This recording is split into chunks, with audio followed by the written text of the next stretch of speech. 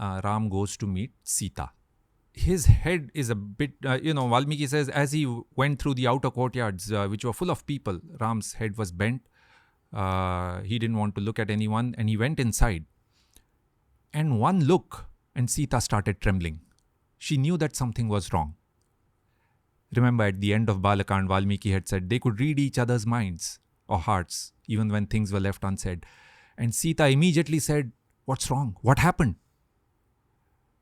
And Ram's face had lost color. He was sweating. Vivarna vadanam prasvinnam. So the same Ram who had not changed at all in front of Kaikeyi and Dashrath, now thinking about what this meant for Sita, he was unsure. And he told Sita what had happened, what the demands were. And then he told her that she should stay in Ayodhya and take care of Dashrath and Kausalya. And also Sumitra and Kaikeyi. He told her that he had nothing against Kaikeyi. Ram also counseled Sita on how to deal with Bharat. Bharat was the younger brother, but now he would be king. So how to deal with him, he counseled her. What is said? No, how to deal with him. That's all it is said, that Ram counseled her. And then Sita spoke. Now Sita's reaction is very surprising. She looked at Ram in an affectionately angry way, Pranaya deva sankruddha. In mock anger. And she said, "What are these words that you're throwing around? I feel like laughing. These words are not worthy of you, of being spoken by you, nor should I be listening to them." Now remember how Dashrath had reacted.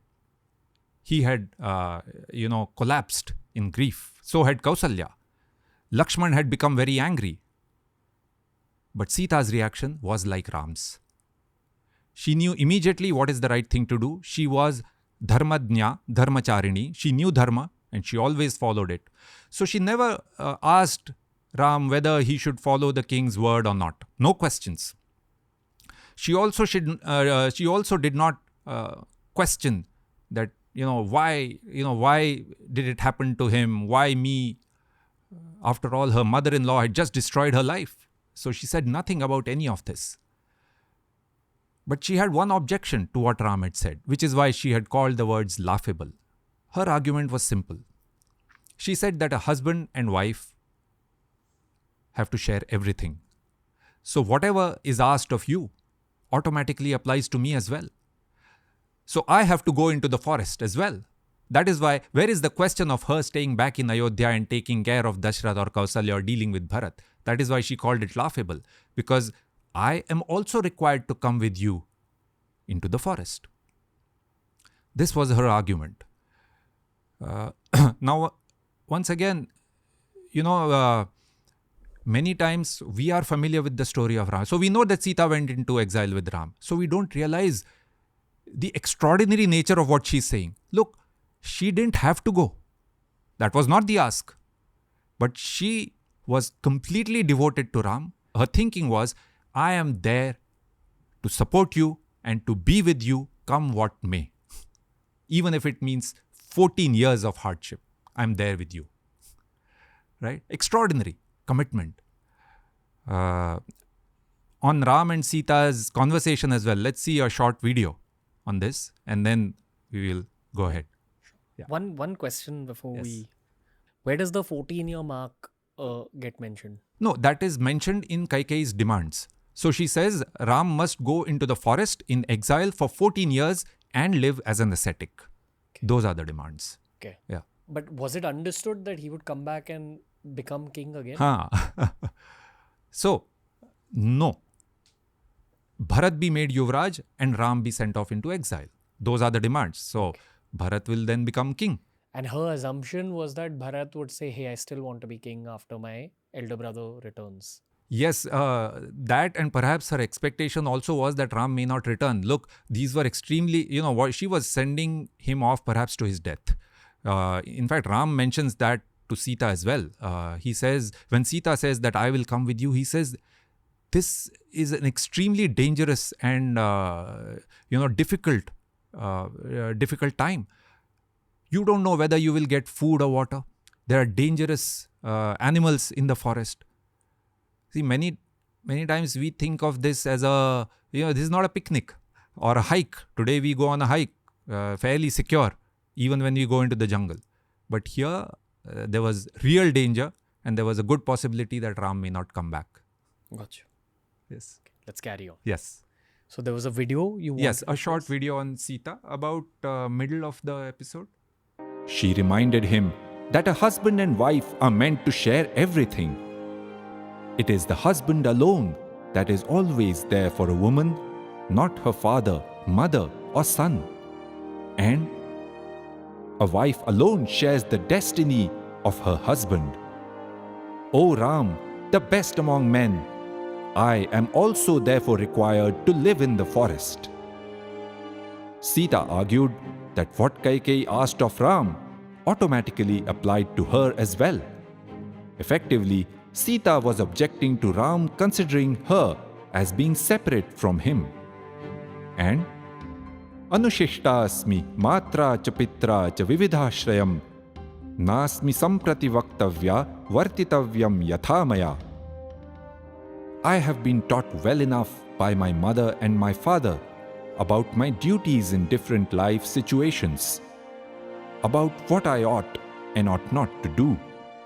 Now there is no need to lecture me about any of this. Sita loved Ram and was totally devoted to him. Sita told him that she was least interested in the comforts of royal life and knew the difficulties of forest life. Further, they were to live as ascetics, and so she would be Niyata Brahmacharini. She would not be a burden on him during the Vanvas and would try and help in whatever manner she could. All she wanted was to be with him. But Ram urged her to drop the idea. Sita's eyes were beginning to tear up as Ram said, Hita buddhya khalu vacho mayaitadabhidhiyate. I am saying this for your own good. The forest is full of terrible hardships. Food and water are hard to find. There are deadly snakes, dangerous insects, and wild beasts. It is a thorny path. Valmiki has devoted an entire sarga to explain these difficulties of forest life. But Sita countered, whatever the difficulties may be, I will gladly accept them, only to be with you.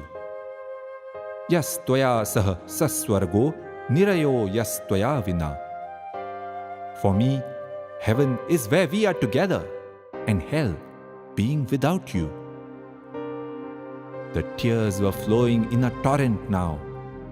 Arguing, urging, and entreating, she finally hugged Ram tightly and cried inconsolably. Patim brishamalingya chukrosha saswaram. Ram was finally convinced. He said, I did not know how you felt about it and was therefore reluctant to impose the hardship of Vanvas on you.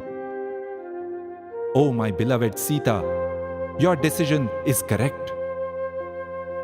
Valmiki's narration of this electrifying conversation makes this much crystal clear.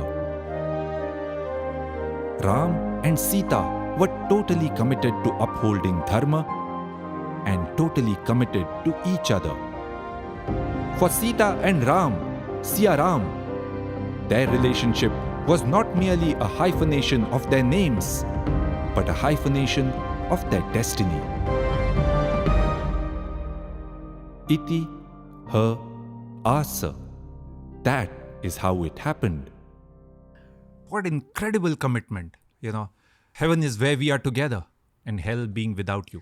We hosted Amiga Natra on the show repeatedly over on the Hindi podcast, and there's a very famous clip which had gone like insanely viral back when this episode had released.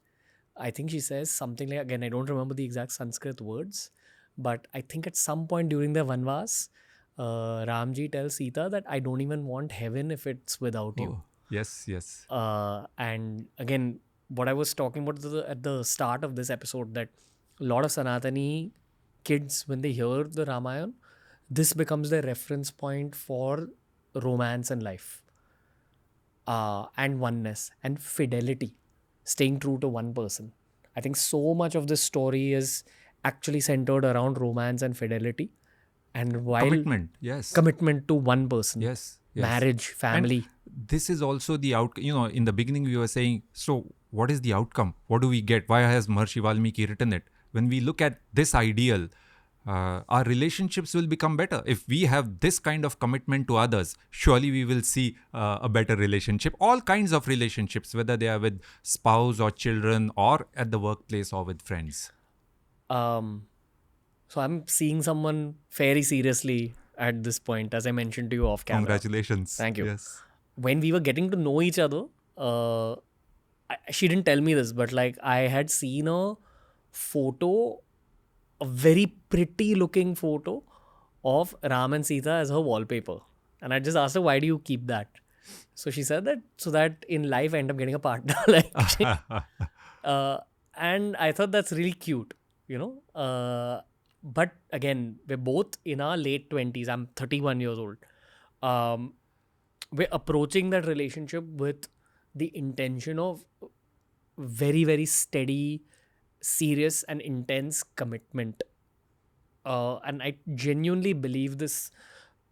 I feel like one needs to ideally choose a partner from their own culture if they themselves are locked into their own culture. We had a Chinese national on the show recently as well. And she spoke about the same rule that they follow in China, that mostly Chinese people will choose Chinese partners. And I told her, yeah, that's true for India as well. Because we're culturally so elaborate a country that life just becomes easier if you choose someone from your own culture. This is just my opinion. But I feel that's way more important if you yourself are fully steeped in your own cultural values. Someone who shares your own value system in life ends up being a very, very good partner, because please correct me if I'm wrong. No, and you set wonderful role models, right? Both of you. I mean, if you have the right role models of Shri Ram and Sita. Yeah. It's why, and I don't just speak for myself here, but a lot of people from my generation and Gen Z, the generation after me, I don't understand concepts like polyamory and polygamy, where you have multiple partners and open relationships, which is new to India. It's supposed to be a very common thing in Bollywood. And it's also one of the reasons Bollywood is so criticized and people are moving away from it in our country, because people are very aware of these open secrets. But our culture is based on fidelity and the Ramayana and the relationship between Shiva and Parvati and Ma Sita and Shri Ram. So again, it's how a peaceful, flourishing experience of human life should be in my eyes. And it's also possibly the most heartfelt and memorable aspect of the Ramayana, the romance between Shri Ram and Ma Sita. Yes, and we will see much more of this later on in Chitrakoot and Panchavati. If you enjoyed this clip from the Ranveer Show, we've uploaded a ton of other clips related to a ton of other topics. So explore the channel, because there's something for everyone.